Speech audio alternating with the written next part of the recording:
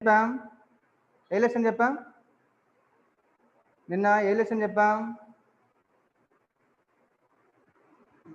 నిన్న ఏ లెసన్ చెప్పాం నాన్న? హలో బాయ్స్, 6th లెసన్ పేరేంటిది? పాఠం పేరేంటిది? ఓకే, దీక్షకు సిద్ధం కండి. Very good. దీక్షకు సిద్ధం కండిలో ఏమేం చెప్పుకున్నాం మనం? నిన్న చదవండి, ఆలోచించి చెప్పండి. తర్వాత పాఠం ఉద్దేశం, తర్వాత ప్రవేశిక, ప్రక్రియ. ప్రక్రియ ఏంటిది? దీక్షం సిద్ధం కండి ప్రక్రియ ఏమిటి? ఏంటిది ప్రక్రియ? ప్రక్రియ వచ్చేసి కరపత్రం. కరపత్రము, దాని గురించి పాంప్లెట్ అంటారు ఇంగ్లీష్లో. దాని గురించి మనం తెలుసుకున్నాం. మరి పాఠం యొక్క ఉద్దేశం తెలుసుకున్నాం. పాఠం యొక్క ఉద్దేశం ఏంటిది?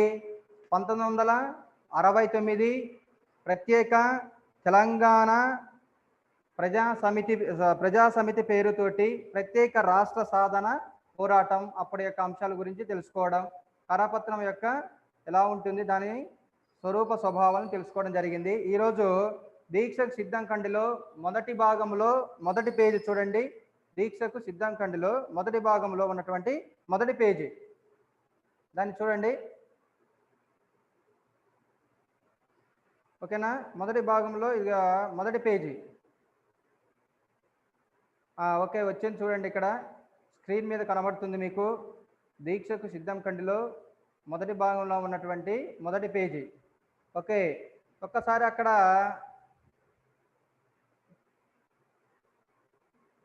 ఓకేనా? ఒకసారి చూడండి. అక్టోబర్ 2న అక్టోబర్ 2 యొక్క ప్రత్యేకత ఏంటిది? అక్టోబర్ 2 యొక్క ప్రత్యేకత ఏమిటి? ఓకేనా? అక్టోబర్ 2న ప్రత్యేకత ఏమిటి? ఓకే ఓకే, అక్టోబర్ 2న ప్రత్యేకత ఏంటిది నాన్న? చెప్పండి. వెరీ గుడ్, గాంధీ జయంతి. మరి ఈ అక్టోబర్ 2న గాంధీ జయంతి అనేది మనకు తెలుసు. మరి అక్టోబర్ 2న ఇక్కడ చూడండి, అక్టోబర్ 2న సామూహిక ఉపవాస దీక్షలతో అన్నాడు. మరి సామూహిక ఉపవాస దీక్ష అంటే ప్రజలందరూ కలిసి. సామూహిక ఉపవాస దీక్ష అంటే ప్రజలందరూ.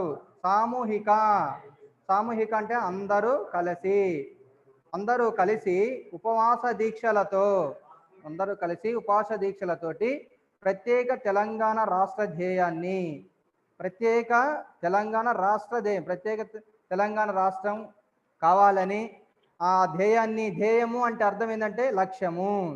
ఆ యొక్క లక్ష్యాన్ని, ఆ కోరికను అందరికీ చాటి చెప్పడానికి, తెలియజేయడానికి మహాత్ముని యొక్క ఆశయాలను, మహాత్ముని యొక్క ఆశయాల పట్ల ప్రగాఢ ఆశయాల పట్ల మన ప్రగాఢ విశ్వాసాన్ని, నమ్మకాన్ని ఒక్కసారి మధ్యలో వస్తారు. అదే కదా.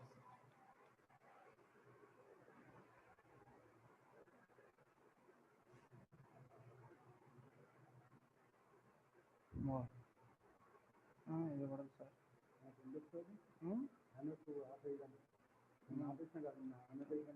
అది షేర్లో ఉంటుంది సార్. షేర్ ఆప్షన్, షేర్ చేయండి. ఫస్ట్ స్క్రీన్ షేర్ చేయండి. Share okay, share. తర్వాత ఇందులో దీంట్లో క్లిక్ చేయండి. మోర్ అనే ఆప్షన్ వస్తుంది. తక్కువ చేయండి. ఇది మోర్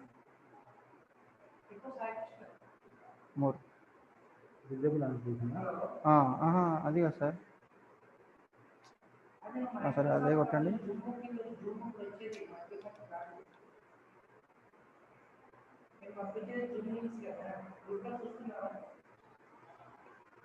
దీంట్లో రాలేదా?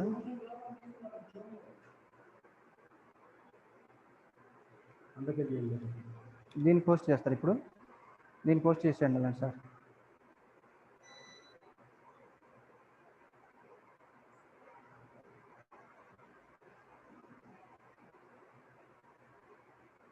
ఓకే, ఒక్క నిమిషం.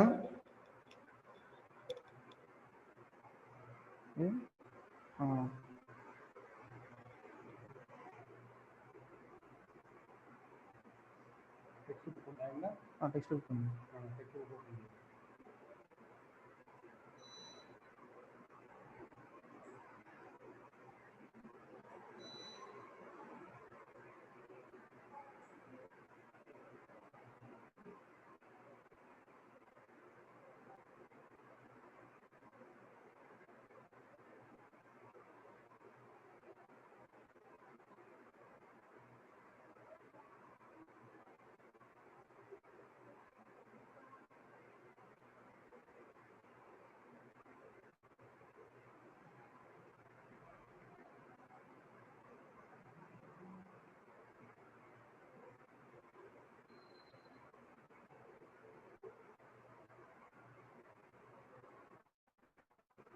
ఓకే, రాయొద్దు.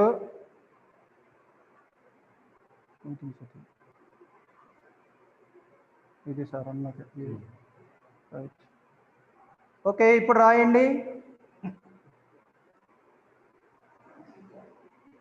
ఓకే,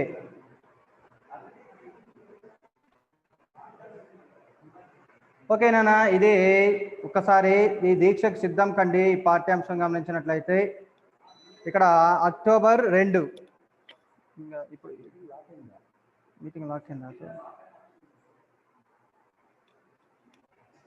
సార్ అది బోర్డులోనా? ఇప్పుడు ఇచ్చినాం లాక్ మీటింగ్ ఆఫ్ చేసినాం సార్. Lock meeting. ఇప్పుడు లాక్ ఎందుకు పడుతుంది? అవును, కరెక్టే. ఓకే,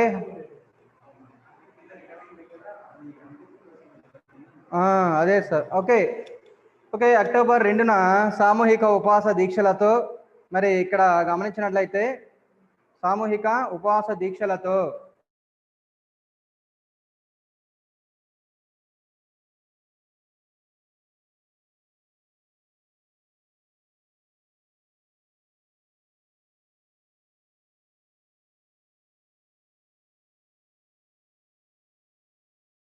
ప్రత్యేక తెలంగాణ సామూహిక ఉపవాస దీక్షలతో ప్రత్యేక తెలంగాణ రాష్ట్ర ధ్యేయాన్ని చాటి చెప్పడానికి, మహాత్ముని ఆశయాల పట్ల ప్రగాఢ విశ్వాసాన్ని తెలపడానికి తెలంగాణ ప్రజా సమితి ఆదేశాలను అందజేసింది. గత 9 నెలల నుండి శాంతియుత పద్ధతిలో బ్రహ్మాండమైన ప్రజా ఉద్యమం కొనసాగుతున్న అర్థం చేసుకోలేని సుబేదారుల రాజ్యంలో ఇంకా ఈ నిరసన పత్రాలకు అర్థం ఏమిటని కొన్ని యువశక్తులు ఆలోచించడంలో అర్థం లేకపోలేదు. ఇది మొదటి పేర. ఒకసారి మనం గమనించినట్లయితే ఇక్కడ చూడండి ఏమనుంది? అక్టోబర్ 2 యొక్క ప్రత్యేకత ఏంది? గాంధీ జయంతి. అక్టోబర్ 2న గాంధీ జయంతి. మరి ఆ రోజున సామూహిక ఉపవాస దీక్ష అంటే అందరూ కలిసి ఉపవాస దీక్షలతో ఒక ప్రత్యేక తెలంగాణ రాష్ట్ర, ఇప్పుడు ఇది ఎప్పుడుది? 1969 యొక్క పోరాటం గురించి చెప్తున్నాం. మొన్న కేసీఆర్ చేసినటువంటి పోరాటం కాదు. మొన్న కేసీఆర్ ఎప్పుడు 1996లో ప్రారంభించాడు. దీనికంటే ముందే 1969లో ప్రత్యేక తెలంగాణ రాష్ట్రం కావాలని మనము ఇక్కడ ఉద్యమం చేశారనమాట. ఆ తెలంగాణ ప్రజా సమితి అనే వాళ్ళు ఆ యొక్క రాష్ట్ర ప్రత్యేక తెలంగాణ రాష్ట్ర ధ్యేయం కోరిక లక్ష్యాన్ని నెరవేరడం కోసం ఉపవాసం చేశారు. అప్పటి గురించి ఈ యొక్క అంశం చెప్తుంది. అంతకుముందంట అక్టోబర్ 2 కంటే ముందు 9 నెలలు, ఎన్ని నెలలు? 9 నెలల నుండి శాంతియుత గత 9 నెలల నుండి శాంతియుత పద్ధతిలో బ్రహ్మాండమైన ప్రజా ఉద్యమము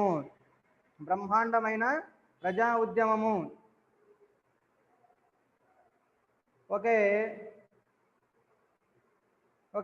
బ్రహ్మాండమైనటువంటి ప్రజా ఉద్యమం కొనసాగుతున్నటువంటి ప్రజా ఉద్యమం అంటే ఏంటిది? ప్రజల పోరాటం. ప్రజా ఉద్యమం అంటే ఏంటిది? ప్రజల పోరాటం కూడా కొనసాగుతున్నప్పటికీ, అందుకని ప్రజా ఉద్యమం కొనసాగుతున్నప్పటికీ కూడా అర్థం చేసుకోలేనటువంటి సుబేదారుల రాజ్యంలో ఇంకా ఈ నిరసన పత్రాలకు అర్థం ఏమిటని కొన్ని యువశక్తులు ఆలోచించడంలో అర్థం లేకపోలేదు.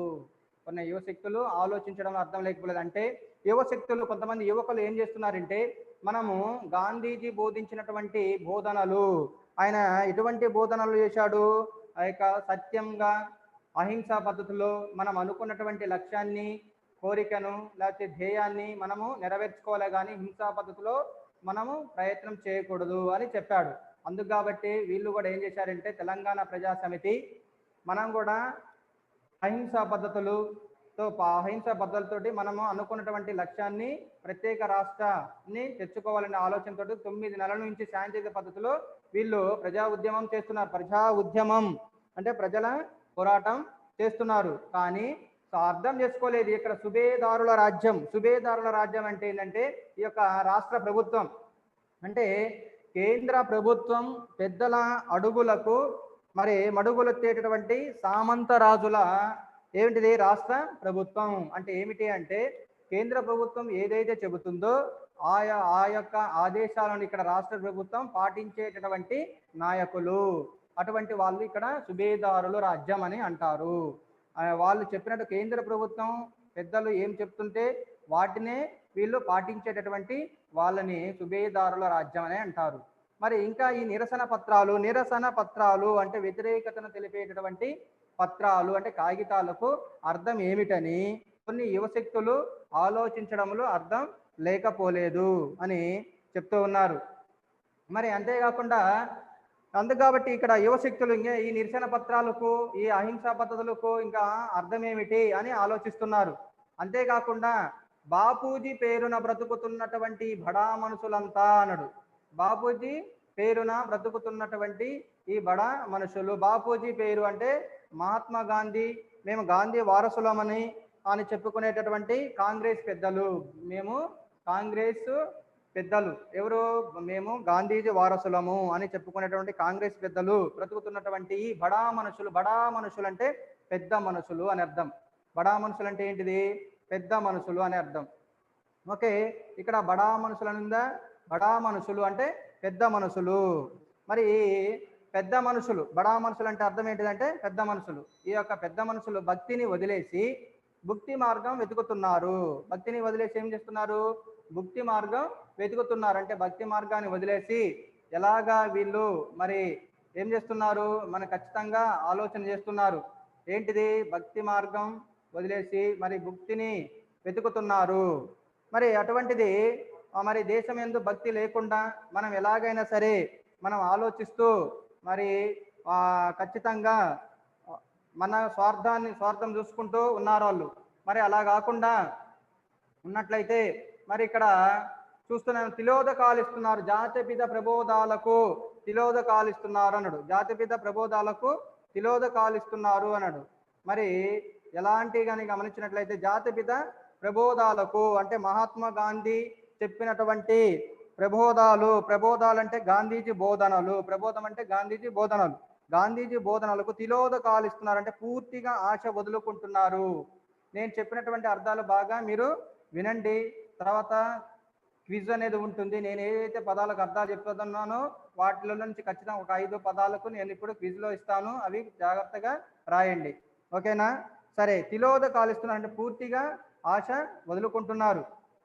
మరి ఆయన అహర్నిశలు, ఆయన ఎప్పుడు కూడా అహర్నిశ, ఆహస్ ప్లస్ నిశ అంటే పగలు రాత్రి ఎప్పుడూ కూడా ఆయన ఆరాటము అంటే ఆయన ఎప్పుడు కూడా ఆరాటమైనది పగలు రాత్రి. గాంధీజీ ఏం చేశాడు, ఎప్పుడు కూడా బ్రిటిష్ వాళ్ళని వెళ్ళగొట్టి భారతీయులు మనం బాగా స్వేచ్ఛగా బ్రతకాలి, ఎటువంటి కొట్లాటలు గొడవలు ఉండకుండా బాగా స్వేచ్ఛగా బ్రతకాలని ఆయన ఆ మంచి ఆలోచనతోటి బ్రిటిష్ వాళ్ళని వెళ్ళగొట్టాడు పగలు రాత్రి కష్టపడి.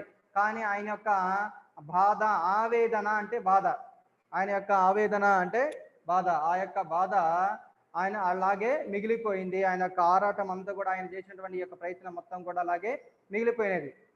ఒక చోట మత కల్లోలము, వేరొక చోట హత్యలు. ఒక చోట మత కల్లోలం అంటే మతాల పేరుతోటి గొడవలు జరుగుతున్నాయి.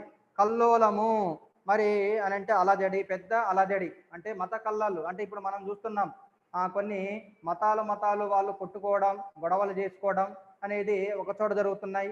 మరొక చోట ఏమో హత్యలు కూడా చేసుకుంటున్నారు మన యొక్క భారతదేశంలో. అంటే ఒక చోట మత కల్లోలాలు అంటే మతాలను రెచ్చగొట్టడం, గొడవలు పెట్టడం ఆ విధంగా జరుగుతున్నాయి. వేరొక చోట ఏమొచ్చేసి హత్యలు జరుగుతున్నాయి. మరి మరొక చోటేసేమో కాల్పులు, మరొక చోట ఏంటంటే కాల్పులు. ఇది మన బ్రతుకు, మన భారతదేశంలో ఇలా బ్రతుకుతున్నాము అని చెప్తున్నారు. కొంతమంది ఎక్కువగా ఏంటిది అని అడిగినా కానీ కాల్చివేయడం జరుగుతుంది. కొంతమందిని చంపేస్తున్నారు. కొన్ని చోట్లేమో మతాల పేరుతోటి గొడవలు జరుగుతున్నాయి. ఇది మన యొక్క బ్రతుకు. అందుకని దేశంలోని ప్రతి అంగుళం రక్తంతోనో లేక కన్నీటితోనో తడిసిపోయింది.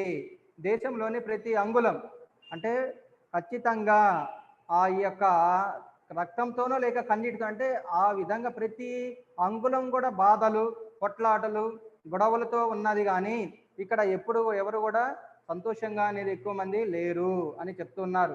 ఇందుకు మంచి ఉదాహరణ ఏంటంటే మన తెలంగాణ ఏంటంటే ఇప్పుడు ఎక్కడ ముఖ్యంగా బాధపడుతున్నారంటే ముఖ్యంగా మన తెలంగాణ.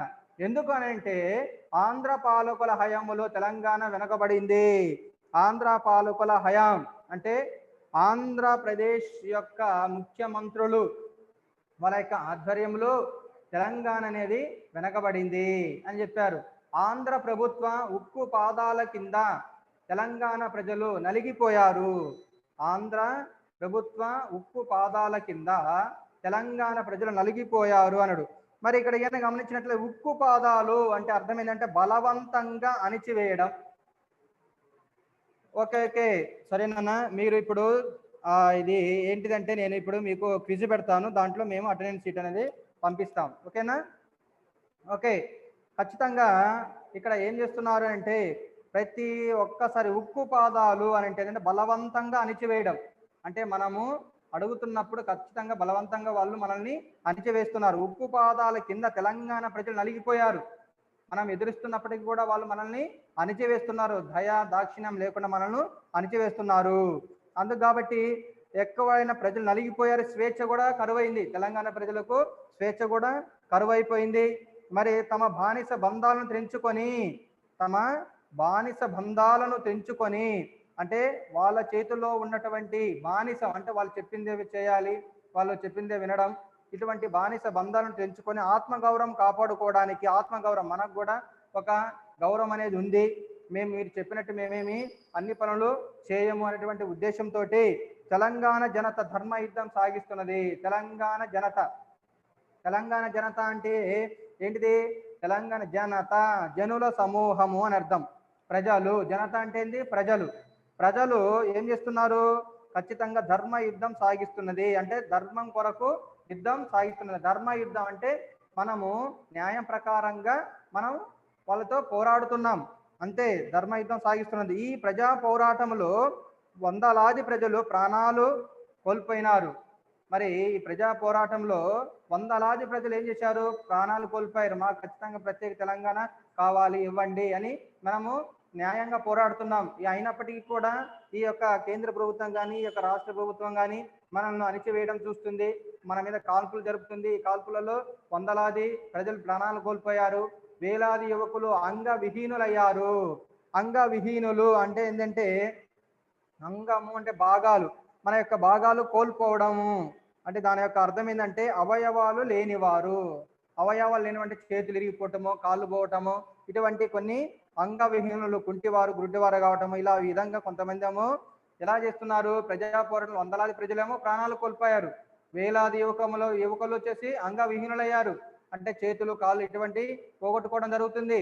తర్వాత లక్షలాది ప్రజలు సత్యాగ్రహ సమరంలో లక్షలాది ప్రజలు సత్యాగ్రహ సమరంలో ఏం చేశారు? పోరాడి కారాగారంలో బంధింపబడ్డారు. లక్షలాది ప్రజలు పోరాటంలో ఏం చేశారు? పోరాడి కారాగారంలో బంధింపబడ్డారు. వాళ్ళని మరి కారాగారం అంటే జైలు. మరి ఇటువంటి జైలులో బంధింపబడడం జరిగింది. అయినా బ్రహ్మ రాక్షసుల పాలనలో కొంతమంది వందలాది ప్రజలేమో ప్రాణాలు కోల్పోయారు. వేలాది యువకులు వచ్చేసేమో కుంటివారు, గుడ్డివారుగా అయిపోయారు. మరి లక్షలాది ప్రజలేమో సత్యాగ్రహ సమరం అంటే సత్యంగా సమరం అంటే అర్థం ఏంటిది? రాసుకోండి, యుద్ధం. సమరం అంటే అర్థం ఏంటిది? యుద్ధం. మరి ఆ యొక్క యుద్ధములో మరి ఎలాంటి గాని కనీసం గమనించినట్లయితే లక్షలాది ప్రజలు సత్యాగ్రహ సమరం యుద్ధం, సమరం అంటే అర్థమైంది యుద్ధం, యుద్ధంలో పోరాడి కారాగారం అంటే జైలుకు వెళ్ళారు. ఇక్కడ వందలాది ప్రజలు ప్రాణాలు కోల్పోయారు, వేలాది యువకులేమో అంగవిహీనులయ్యారు, లక్షలాది ప్రజలేమో సత్యాగ్రహ సమరంలో పోరాడి జైలుకు వెళ్ళారు. చూడండి, కారాగారంలో బంధింపబడినారు. అయినా బ్రహ్మ రాక్షసుల పాలనలో అనడు. ఇక్కడ బ్రహ్మ రాక్షసుల పాలన అంటే రాష్ట్రములో పెత్తనం సాగించేటటువంటి నిర్దాక్షిణం గల మంత్రుల పాలన. రాష్ట్రములో ఎటువంటిది? ఖచ్చితంగా నిర్దాక్షిణం, దయా దాక్షిణాలు ఏమీ లేకుండా మరి పరిపాలించేటటువంటి ఈ యొక్క మంత్రుల యొక్క పాలనే బ్రహ్మ రాక్షసుల పాలన అని అర్థం. అంటే అహింస మార్గంలో ఒక మరి చూస్తున్నారు ఈ విధంగా పాలన. సత్యాగ్రహము అంటే సత్యంగా మనము పోరాడుతున్నా కానీ, తర్వాత పికెటింగ్లకు అంటే ఏంది? ఆ పికెటింగ్ అంటే అడ్డుకోవడం,